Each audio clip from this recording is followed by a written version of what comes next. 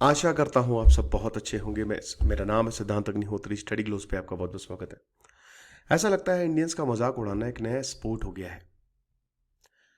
एक वीडियो आया, आपने शायद देखा हो नहीं देखा हो, जिसमें रेसिज्म हुआ है इंडियन अमेरिकन फैमिली के साथ लॉस एंजलिस एयरपोर्ट पे। और ये इंडियंस के साथ हो रहा है। सीईओ, पॉलिटिकल लीडर्स और फॉर्मर यूके प्राइम मिनिस्टर जो हमारे ऋषि सुनाक साहब हैं, उन्होंने भी कहीं ना कहीं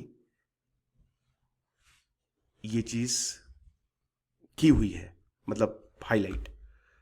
पूरी दुनिया में भारतीयों का दबदबा बढ़ता जा रहा है, लेकिन हॉस्टेलिटी भी बढ़ती जा रही है। आप देखते हैं साउथ कोरिया में तो आपने देखा कि भारत के खिलाफ एक रेसिज्म कैंपेन चला, और अमेरिका और यूरोप में भी ये होता है। This is the part. Bharat के स्पोर्ट्स अचीवमेंट का मजाक उड़ाना ट्विटर पे, गवर्नेंस का मजाक उड़ाना, सफाई का।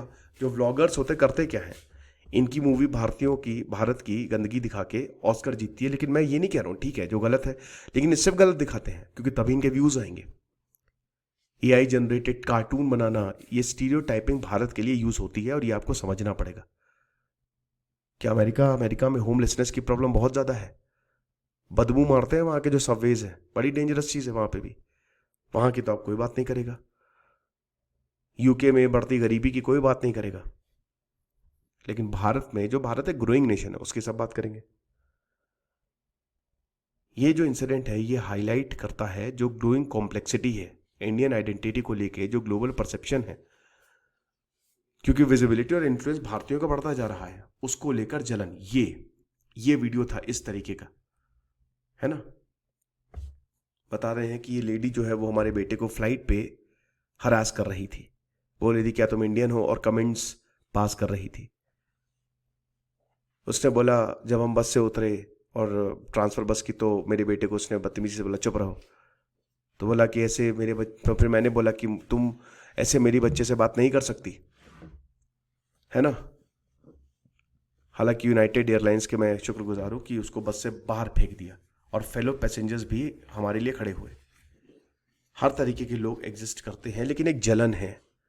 ये हिस्टोरिकल कंटेम्प्रेरी डायनेमिक्स जो है ना, मतलब हिस्ट्री भी ऐसी है। क्योंकि देखिए, ऑनलाइन हीट भारतीयों के लिए बहुत ज्यादा है, ये सच भी है। ऑफेंसिव स्पीच से लेकर कई बार तो भयानक ट्रोलिंग तक, ये सब भारतीयों को झेलना पड़ रहा है। क्योंकि अगर आप इंडियंस को टारगेट करोगे तो आपका एंगेजमेंट बहुत ज्यादा होगा, जिसमें फाइनेंशियल गेन्स होगा। सिंपल सी बात है, बस इसीलिए। और एक थोड़ी जलन की भावना भी है, लेकिन मेन यही है कि जितना ज्यादा तुम रेसिस्ट या इंसल्ट करोगे भारतीयों की, क्योंकि भाई इंडियंस पूरी दुनिया में है और पूरी दुनिया को कंट्रोल कर रहे हैं इंडियंस। फिर उसके बाद इंडियंस में हिस्टोरिकली इंटरनल डिविजन्स रहे हैं कास्ट, रिलीजन, आइडियोलॉजी को लेकर, जिसकी वजह से खुद में ही बड़ी दिक्कतें हैं। मॉडर्न डायनेमिक्स की अगर बात करते हैं तो ट्रेडिशनल हायरार्कीज, और उसके बाद जो मार्जिनलाइज्ड ग्रुप्स हैं, बोला है कि अच्छा ठीक है, हमारे जो परसीव्ड ऑपरेसर्स हैं उनके ऊपर हमारी मॉरल सुपीरियरिटी है। भाई देखिए, जो हो गया सो हो गया, लेकिन अब थोड़ी ना हम इन चीज को लेकर लड़ेंगे। अब तो हमको साथ में एक देश बनाना है। ये जो एक्सटर्नल और इंटरनल डिस्डेन है, ये एक साइकिल ऑफ स्टीरियोटाइपिंग क्रिएट करता है। आज पैसे कमाए जा रहे हैं इंडियंस को गाली देकर। मैंने क्या बताया कि आप व्लॉगर्स को देखिए, है ना, $80.25 पानी पूरी, इस तरीके का, और सिर्फ वो ऐसे ही लोगों को दिखाएंगे। हिंदुत्व आइडियोलॉजी क्या करती है?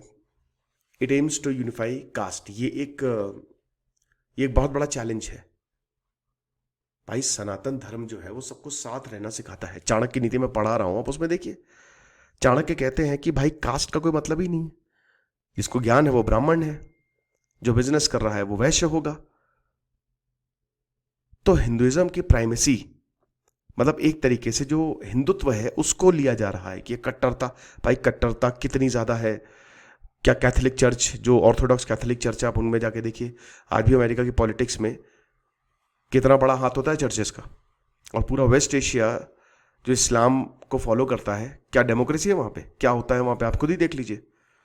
वेस्ट एशिया तो टूट रहा है। धर्म एक बहुत बड़ा कारण है। तो ग्लोबल रेसिज्म इस वजह से भी ये कॉमन चैलेंज है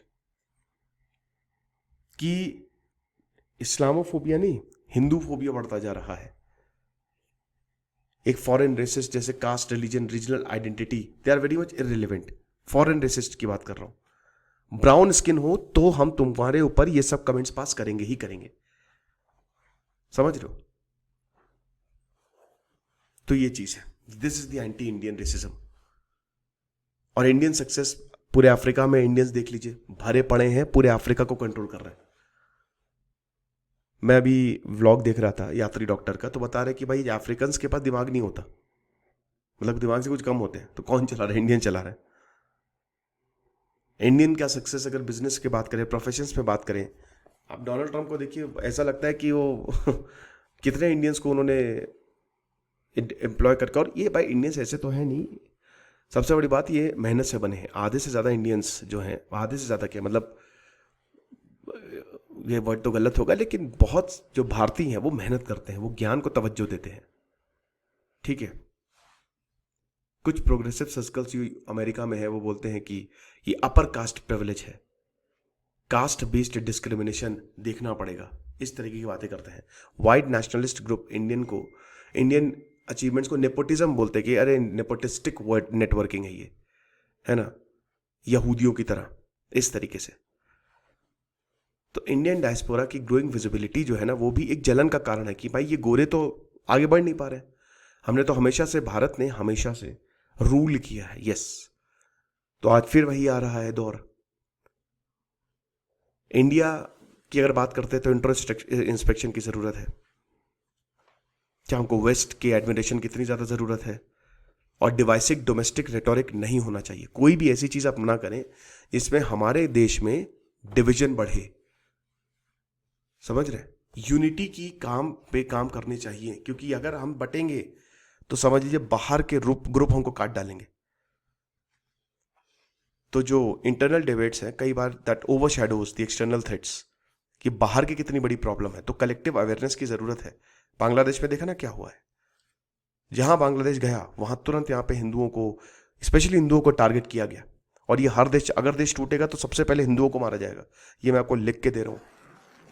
अगर कोई देश गया, स्पेशली कोई कट्टर देश गया, तो सबसे पहले टारगेट हिंदुओं को किया जाएगा, समझ रहे?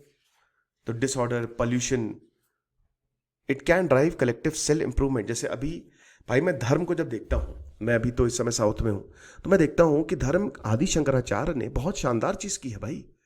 धर्म पूरे भारत को जोड़ रहा है। राम को पूरे भारत में पूजा जाता है, और राम अयोध्या के, नॉर्थ के हैं। शक्तिपीठ से लेकर, ज्योतिर्लिंग से लेकर, भगवान विष्णु के मंदिर से लेकर, हर एक जगह आपको, आज भी आपको काशी विश्वनाथ, केदारनाथ, वहां पे आपके साउथ के पंडित मिलेंगे। कमाल की बात है, इसी से तो यूनिटी बढ़ती है। अभी देख रहा हूं, कन्नड़ी का बोलो, कन्नड़ी का बोलो, क्या क्या जरूरत है इन सब चीजों की? जरूरत यह है कि हम एक रहें, जरूरत यह है कि हम शानदार इंडिया बनाए, है ना। एक न्यू गांधीयन नेशनलिज्म की जरूरत है, पैन इंडिया कम्युनिटी की जरूरत है, रिफॉर्मेशन की जरूरत है। और फॉरेन इंसल्ट एक कैटलिस्ट के रूप में काम कर सकता है कि भाई कितना सा हो गए, यही हुआ था जब ब्रिटिशर आए थे, लेकिन अब ऐसा नहीं सहेंगे। इस पर ध्यान देने की जरूरत है। Thank you so much.